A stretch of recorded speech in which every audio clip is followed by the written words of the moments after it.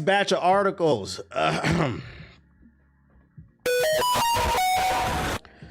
For the next batch of articles, that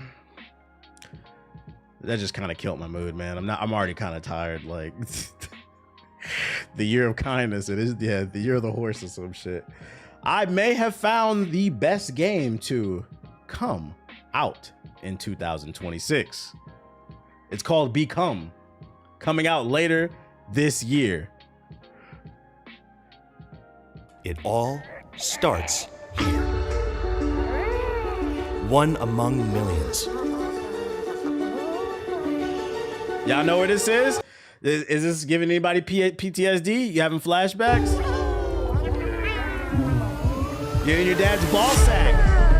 Tiny, determined, and ridiculously optimistic. Determined.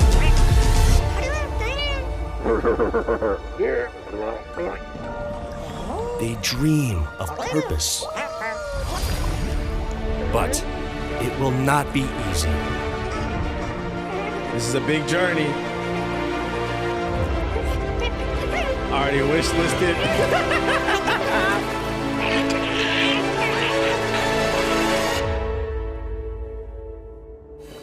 This sucks. Hold on. So it's an RPG. So you can boost your speed, your protein. So they have different attacks, I guess. So like, I don't know. And you can increase your survivability. You can be a shark sperm. Holy shit.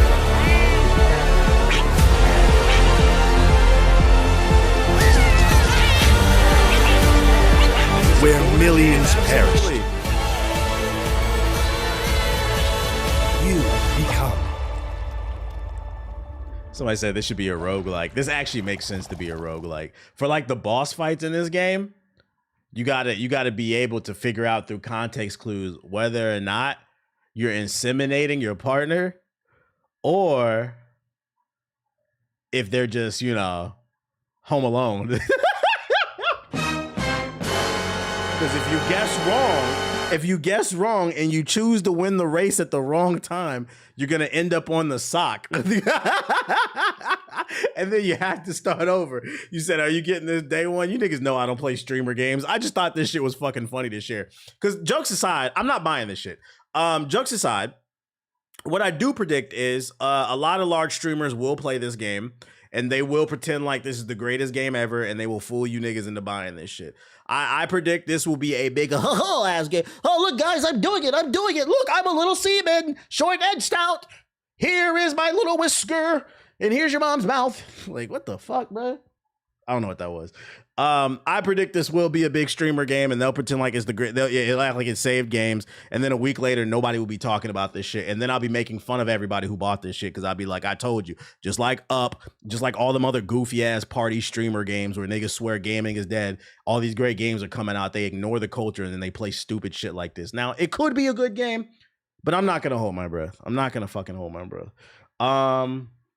Shout out to CG Pro with the $2 super chat. And yes, it is a Gooner game. This is assuming they get the ad revenue for this. Did you see how Subway is making a subscription service and you get unlimited footlongs? Is that real? Let's see.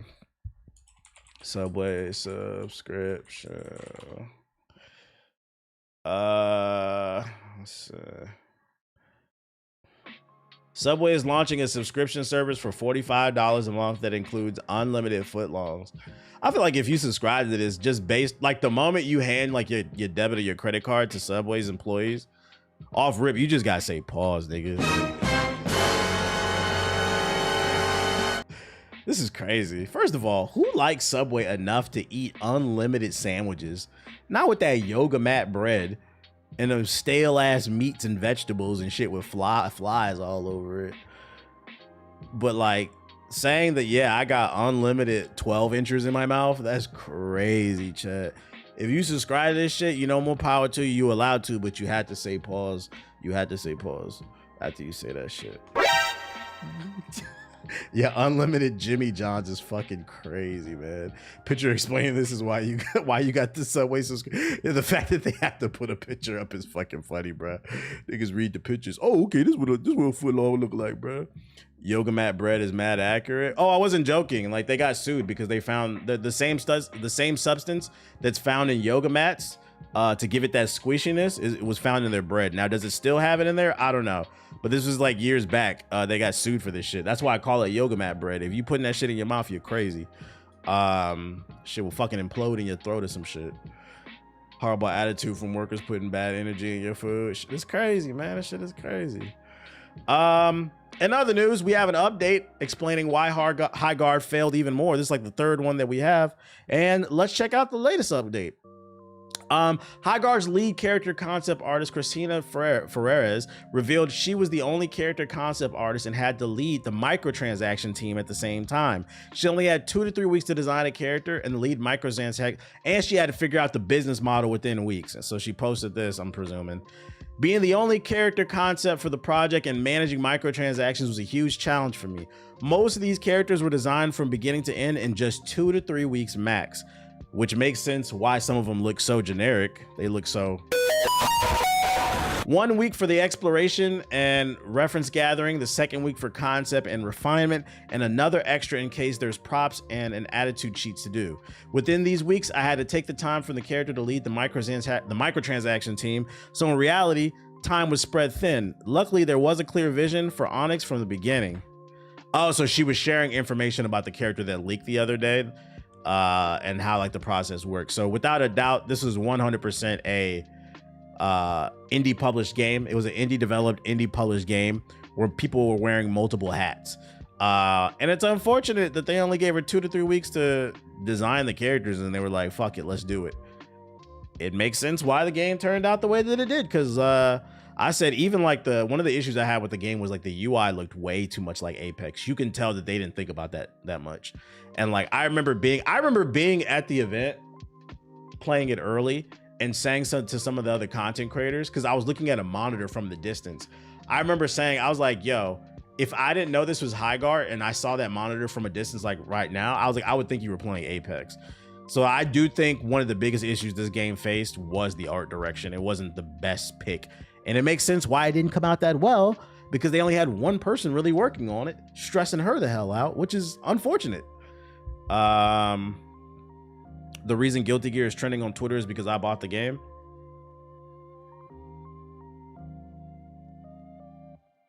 I guess. Super random, but I played the Pragmata demo and I'm excited for April. Sure. What's going on, chat? What's going on today, man? Sure, let's go with that story. That's your story, sticking to it. All right. I remember you talking about High Guard a few months ago, and it's funny that it kind of flopped. Yeah, it was revealed at the Game Awards. I remember that was my first impression of it. I was like, it looks generic. There's a big artist on YouTube named Lucid Pixel that goes in depth on how big and small studios put concept art on heavy time crunch. And you know, before I move on, what she's saying is true. It kind of makes sense why the bigger publishers and studios like EA and Activision are so adamant about AI. They're trying to not only cut corners, but they're trying to speed up the process it takes from designing a character to just getting the game to actually work. They're trying to speed up these prices because I'd imagine it's expensive hiring multiple artists. It is what it is. It is what it is. Am I getting the Thor? I was looking at it. I was kind of considering it, but it's kind of pricey at $250. Maybe because I had, did you see that saved on my thing? You looking at my fucking tabs? I had that saved right here. I was looking at it, but like $250 to $450 is too rich for my blood. It's a nice looking emulator. I saw Mighty Keith got it, and I've been seeing videos, people. It looks really nice. I think it can go all the way up to PS3. You can play everything up to PS3, and you get the dual touch screen, so it's just like a 3DS or whatever. It looks nice, but it's a little too pricey. Maybe if I caught it on sale, because I don't know how often I would use the thing. It's good. You got one? Yeah, I've been seeing TikToks about it. People have been saying that joint is like the best emulation device. Can you drop the link for that? Yeah, I got you, dog. Yeah, I'm looking at it. I'm doing my research. Here, I'm dropping the link in both chats. That's an incredibly short time frame for character development pipeline. Yeah, that makes sense why the characters lacked any type of swag. You can't just birth that shit overnight, despite what the Become game said. Need some time to flesh it out, right? It can play Switch too. Tight shit. Yeah, drip takes time, so there's some insight on the development and why it probably flopped. They probably should have launched with this character. This one looks cooler than some of the shit that they've shown. 450 is a lot for the best version of the Thor. That's a fire name, by the way, the Thor. We finally got news on what that CyberConnect tease was last week. They have announced a new dot hack game called Dot Hack Zero. A new action RPG, which, by the way, it was a popular anime in the early 2000s when I was a kid. I remember they had a game on PS2. I wanted it so bad, but I couldn't afford it. I think it was an MMO. A new action RPG in the Dot Hack series for home consoles. 10 years in the making. 10 years. Self-planned, developed, and published with the permission from intellectual property holder Bandai Namco. Specific platforms and a release date were not announced. The Dot Hack series has always been developed by CyberConnect 2 and published by Bandai Namco. Bandai Namco Entertainment has given CyberConnect permission to manage the entire project from planning to development to release. It will be a title that is fully self-published by CyberConnect 2. Oh, so Bandai Namco owns the IP, but Bandai Namco gave permission to CyberConnect to publish it by themselves and develop it. I would imagine Bandai Namco is probably getting a cut of the check. World-renowned violinist Taro Hakase has penned the music, kickstarting the project to the dexterous tune of this violin. The Dot Hack Zero will be a novel RPG experience that blends series trademark. I hope when they say novel, they mean like a unique, not like a storytelling novel. Trademark duality, the fantasy game world and the reality of the real world with the modern expectations infused with 100% pure CyberConnect spirit. This game will be enjoyed for both veteran fans and new players alike. Please look forward to it. Do they got any gameplay? There's no trailer? I thought it was a trailer. I love Dot Hack, but I never went. I wanted to experience that game. Yeah, I was too young. I couldn't afford it. I thought that was a trailer. Oh, there is. I thought I was...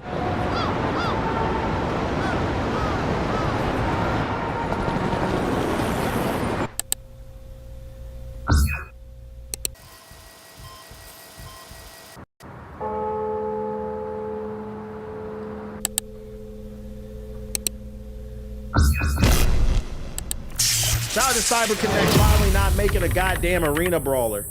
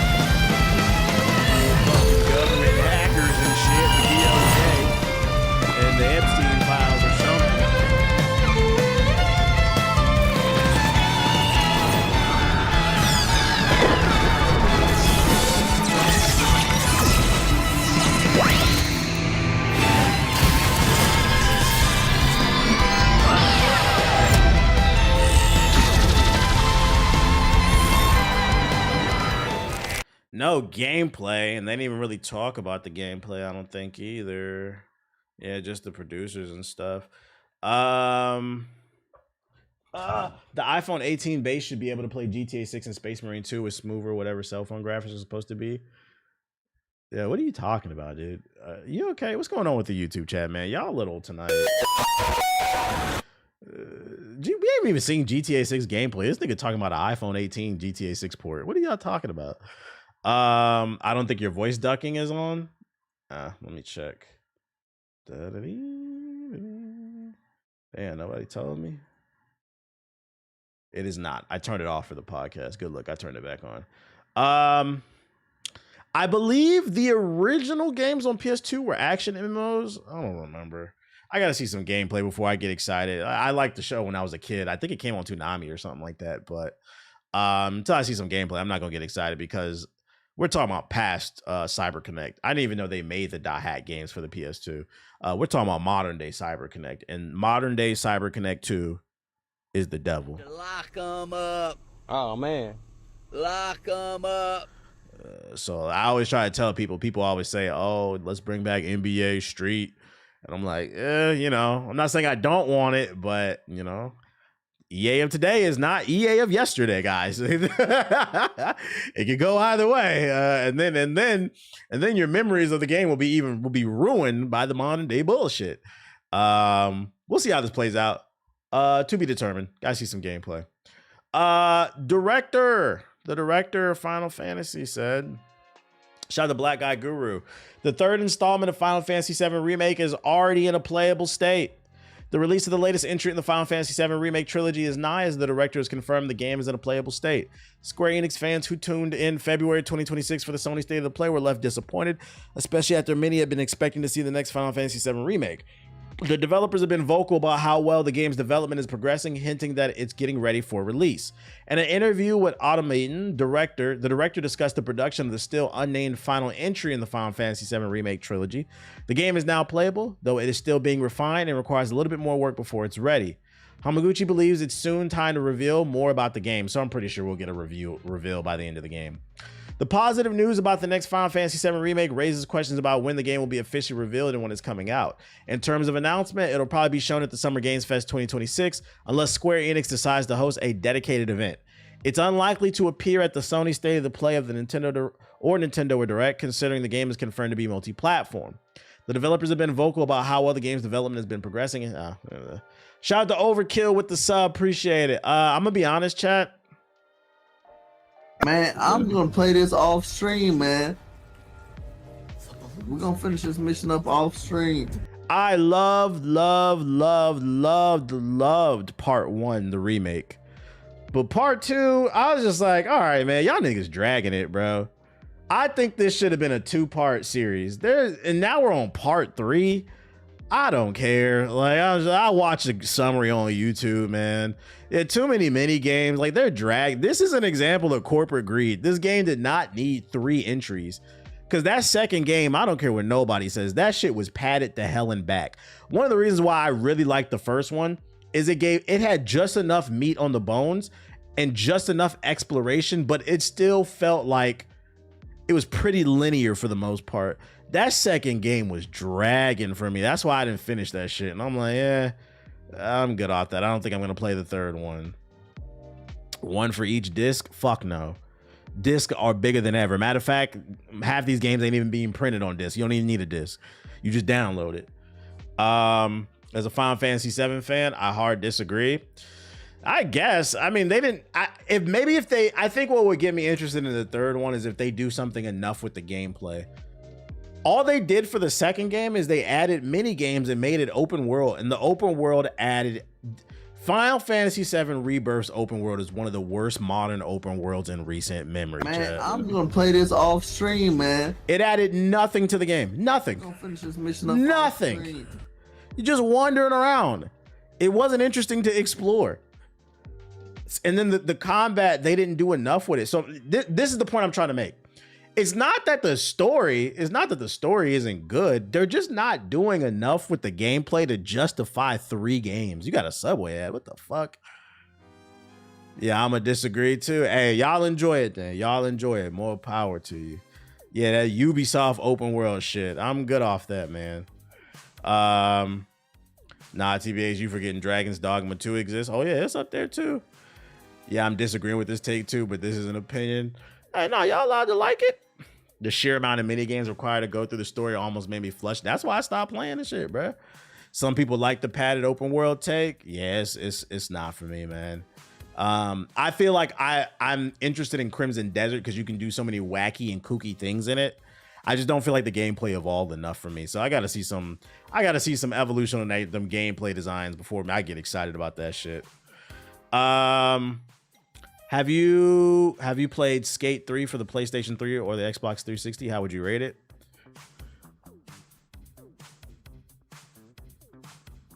What does that have to do with anything, bro? Let's talk about Skate 3. Let's talk about Skate that came out last year. Y'all remember Skate last year? Let's talk about that. $55 billion company released a free-to-play game. Now niggas want to talk about Skate 3 on the PS3. No. Let's stay in today. What's going on with the Skate community, man? Niggas swear I was hating about that shit. What's going on with the Skate? Y'all still playing that? Y'all still buying the microtransactions? You said please delete the YouTube chat.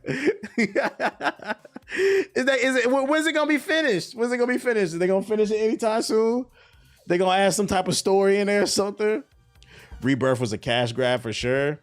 It felt like a cash grab to me. I think it would have been better off if they just did 2 games. Whatever they got cooking for the 3rd game, just combine it with fucking Rebirth. Like, I'm good off this, man. What else news I got for y'all? Oh, Lego Batman Legacy of the Dark Knight on PC. They announced that we have revised our recommended hardware specs from 32 gigabytes of RAM down to 16 gigabytes. And ladies and gentlemen, yeah, it's on the Steam official page. Ladies and gentlemen, this is good news. Let me tell you why. The whole RAM shortage as a whole is a bad thing, but the one good thing to come out of it is now that we know there's a RAM shortage, the developers are going to have to optimize their games. Everybody can't upgrade every year, every other year. PS4 niggas is still scraping together pennies out their mama couch to get that PS5. So because tech is not evolving, they are going to have to do more with less. So this is a good thing. I don't even know why the fuck you needed 32 gigabytes for a Lego Batman game anyway. What the fuck was they doing with that game? A win is a win. A win. So we'll take this one win. The Ramageddon is still bad as a whole, but we'll take this win, man. You guys do know games with 3 discs due to limitations. Right, yeah, because I've seen some people say in the chat that like there should be a part for Final Fantasy 7 per disc. The only reason that game was 3/4 disc is because the disc held like 200 megabytes. If Final Fantasy 7, the original version, came out today, it would be on 1 Blu-ray. The game wasn't that damn big. That's why I said they're dragging the shit. The games were not that big. Yeah, it was the cutscenes. It was eating up all the data. Them games were not that big. So no, we do not need 3 versions of the goddamn game. 2 would have been fine. Part 1, part 2. Right, people were being mad disingenuous. I'm not gonna go as far as to say people are being disingenuous. They might have been too young and they don't know that. A lot of people are not tech savvy, so they probably thought that they were really big games when nah. Yeah, it was the cutscenes that was eating up a lot of the disk space. So they might have not known that, to be fair to them. In other news though, I'm glad you brought that up. Legend of Dragoon was 4 discs. I remember that blew my mind. Shit was annoying, bruh. That shit was. Now, if you know better, then you are being disingenuous. But I'm gonna give people the benefit of the doubt because I know most people are not tech savvy. Unreal Tournament 2004 is now available for free thanks to the fan community, and they even updated the game for modern PCs. It's the first public patch for Unreal Tournament 2004 in over 20 years. That's right, ladies and gentlemen. A classic shooter is back, one of my favorite shooters. Epic Games may have since left the BSP card valleys of Unreal in favor of the cartoonish hills of Fortnite, but at least it hasn't locked the series that put the company on the map deep in a digital vault somewhere. In the last few years, it has given permission to the Internet Archive to assume hosting duties for its older shooters, which is why you can download both Unreal Gold and the original Unreal Tournament from the archive.org. Shout out to Epic Games for, game preservation. They said, we don't make money off the shit anymore. You guys can have it. It is what it is. Shout out to them. Now, the latest of these rehabilitated shooters has been released into the wild, bounding across the fields in search of flags to capture. Yep. Unreal Tournament 2004 is available to download for free with Epic's approval, meaning it will not be taken down. This was made possible by the Old Unreal, a long-running community support project dedicated to keeping Epic's early shooters alive. The plans for reviving Unreal Tournament 2004 were announced at the end of last year, detailing a simultaneous game release and a community patch. Grabbing the game for yourself is slightly more complicated than usual. Like Unreal Gold or OG Unreal Tournament, the original disc image for a UT24 is hosted on the Internet Archive, as an old Unreal is not allowed to host the game outright, but it is allowed to host an installer that will download the game from said archive, which you can access here. Once you download the installer and retrieve the full game, you then need to mosey over to the GitHub to pick up the Old Unreal community patch for 2004. Man, I'm gonna leave the instructions in here if y'all want to install this shit. Y'all want to play it. If you never played this and you broke, This is one of my favorite first-person shooters, man. I think I told this story on stream a long time ago, but in case you hadn't heard it, this was the first PC shooter I ever played back in the early 2000s when I was either in middle or high school. I got picked to be part of this community science. Microsoft had donated like some PCs to my YMCA, my local YMCA, and then they gave us like some class to teach us how to become a game developer. It was like a coding class, and it was like an online course, and we got donated PCs, and I got to take home a gaming PC for free for 1 year. In exchange, I would attend these online courses to learn how to develop a game. And guess what I did? I didn't attend a single fucking class, and I played Unreal Tournament, nigga. I was so hurt when they confiscated that shit. They was like, you didn't do nothing in class? No, what you gonna do, sue me, nigga? I was playing Unreal Tournament and the Halo demo, nigga. Real gamer shit, bro. I tell you, man, I went to one class. I went to one class and I said, this ain't it, man. This shit too hard. And I played Unreal Tournament for it because they wasn't checking, bro. They was not checking if we was doing our work and shit, bro. Man, fuck that class, dog. I play Unreal Tournament, so I have very fond memories of me finessing the system back in the day. This game was a great shooter, man. This shit was fucking great. He tried to finesse them. I would have too. Blood goes 24/7. You know it. You fucking know it, bro. The Halo demo was great, man. One of the greatest demos of all time because you could play that shit online with your friends. I think it had like 1 or 2 maps on that bitch, and we played the fuck out of them 1 or 2 maps. One of them was Blood Gulch, which goes back to what I was saying earlier in the stream. I think one of the conversations that's hard to have is this gluttonous behavior that we've developed because the internet moves so goddamn fast. People are like more. And it gets to a point where it's like, yeah, it's crazy for me to say I was happy with playing Blood Gulch 24/7 for fucking free back in the day versus nowadays people will play a free-to-play game and bitch, it's not enough game modes or some shit like that, right? We do got to have a conversation like, yo, are we becoming too consumerist as society? Are we doing too much? We had a coding class in the military, unnecessary. I was like, this shit whack as hell. So TBH is a game developer. How you feel about Halo CE's remake? You got to ask Ethos that shit. I'm a fake game dev. If anyone in the chat was considering game development as a career, let me tell you, reconsider. You got to have a real passion for that shit. You can't be in it for the money because you ain't going to be making a lot of money. Unless you become like a CEO of one of these companies. You got to actually own the studio, but then you also taking on the risk owning a studio. And you see nowadays people love to watch shit crash and burn. But it is what it is, man. If y'all want to play it, did I drop the link in the chat? In case I didn't drop it. Hold on, let me do it. I don't know if I dropped the link in the chat. If you want to install it, the instructions are in the article. You do got to read. You got to read a little bit, but the instructions are in the article. What else I got for you? Oh, we were just talking about the Ramageddon and how there's one positive thing coming from it. And that's game developers are going to have to optimize their games knowing that people can't afford anything nowadays. But there's a slew of bad things. Those bad things include the air is being poisoned. Us, the consumer, are having a hard time being able to purchase these things, which gives the corporations more control. They're poisoning the water supply. They're poisoning the air. They're taking jobs. Also, I'm gonna be honest, the AI technology is nothing to rave home about. It's fucking stupid. Apple Intelligence sucks. Copilot fucking sucks. ChatGPT, they just introduced ads into that shit. Is way more bad shit happening than good. Then you got the AI slop videos. Don't go on Facebook. Your mama on there posting all types of slop. And we now have another negative for the Ramageddon. As you can see, costs almost $1,000 to get this 64 gigabytes of RAM. It is now cheaper to play real life first person shooters than Battlefield 6. That's right, ladies and gentlemen. You can get an M16, an AR for $550. But the RAM costs more. Welcome to 2026, baby.